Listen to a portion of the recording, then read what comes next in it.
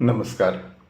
आज मी प्राध्यापक MP तथा मधु पाटील सरांच्या आस्वाद समीक्षा मधु मंगेश कर्णिक साहित्य या पुस्तकातील मधु मंगेश कर्णिक नाटक देवकी एक रूपांतरण या प्रकरणातील मी पाडलेल्या 10 भागांपैकी 4था भाग वाचतो.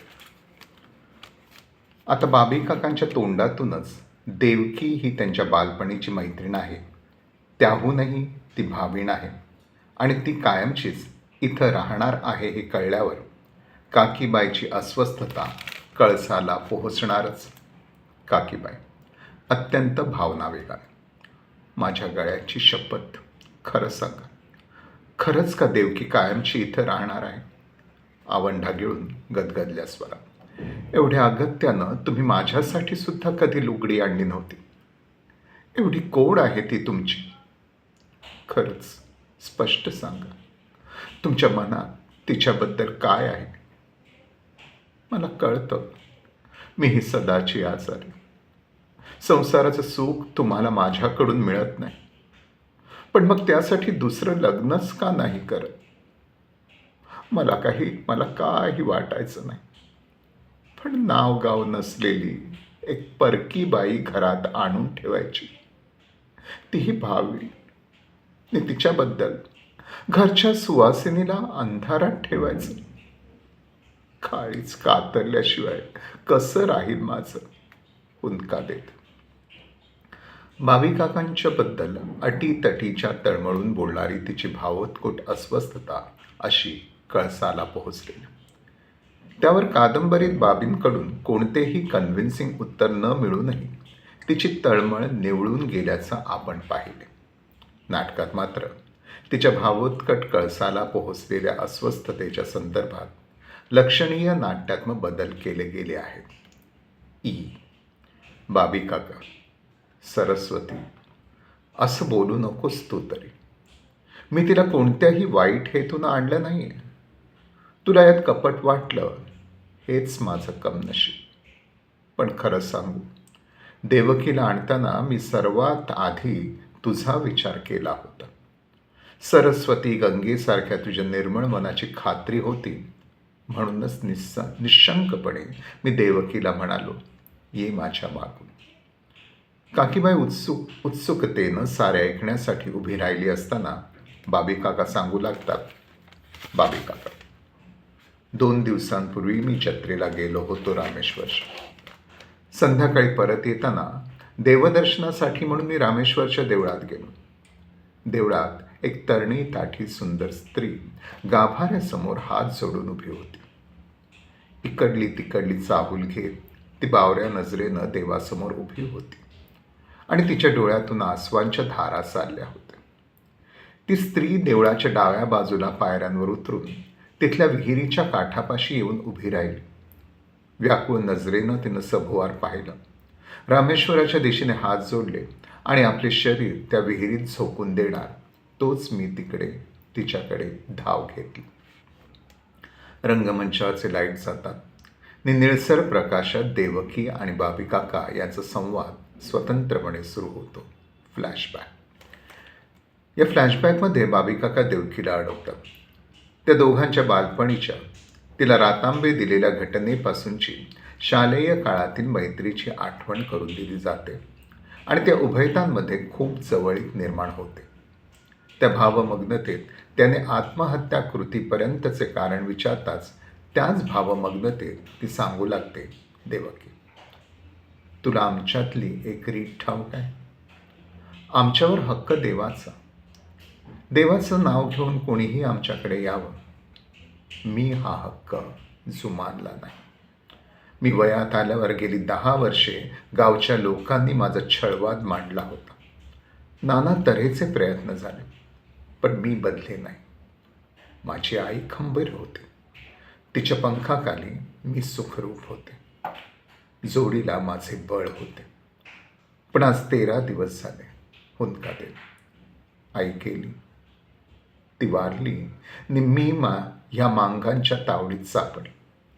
आज रामनवमीच्या मुहूर्तावर माझा दावा साधणार होते ते. बळजबरीनं देवाचं नाव घेऊन मला लुटणार होते. म्हणून रामेश्वराच्याच पायाखाली प्राण अर्पण करायला आले होते. अशी विटंबना होण्यापेक्षा डोळ्यातून आसवांच्या धारा, पण ती त्या पुसत नाही. गळा दाटून येतो तशीच स्तब्ध उभी क्षणभराने पुढे बोलू लागते. खरंच बाबी, तुझ्याबरोबर येऊ नेशील मला? बाबी काका स्तब्धच राहतात. देवकी, माझी भीती वाटते तुला. बाबी काका, नाही. देवकी, मग विचार कसला करतोस? बाबी काका, मी नको येऊ म्हटलं तर कुठे जाशील याचा? देवकी, कुठे जाऊ? जिथं जात होते तिथून मागे उठलंस. आता तरी तू माझी वाट बदलली आहेस. रामेश्वराच्या मनात असेल तसं होय. येते, ओळख देख ठेव.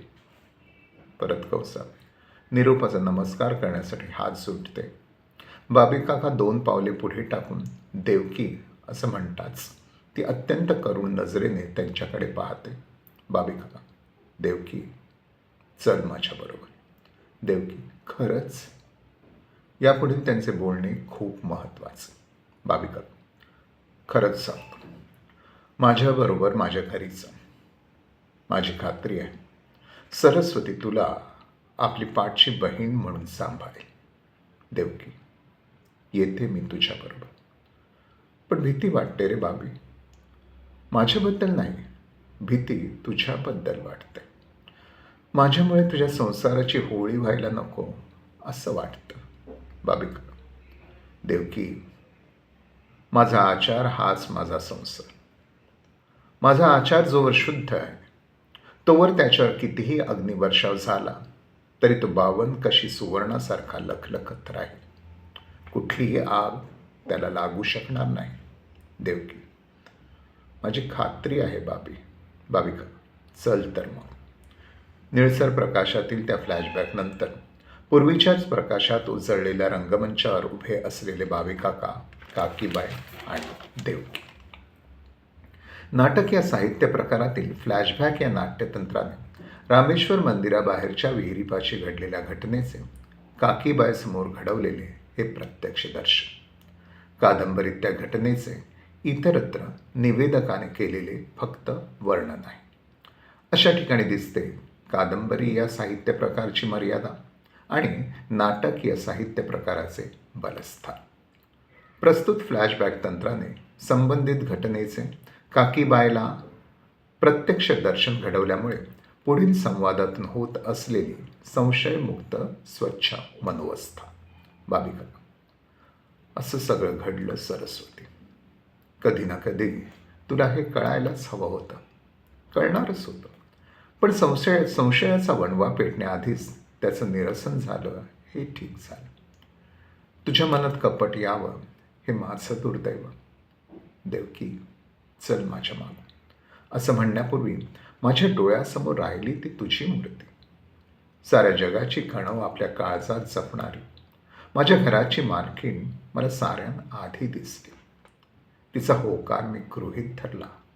सरस्वती, हे सारं मी केलं ते केवळ माझ्यावरील तुझ्या विश्वासामुळे. देवकी, काकीबाई, मला क्षमा करा. मला तुमच्या संसारात माती कालवायची नाही. मी आले तशी निघून जाते. काकीबाई, खोळी कुठली? तुला कोण पाठवायला बसले आता? देवकी, मला घालवून दिलं तर जगात कुणाचा आधार नाही मला. मला उघडी टाकू नका. पाया पडते मी तुमच्या. काकीबाई, मला क्षमा करा आणि पाया पडते.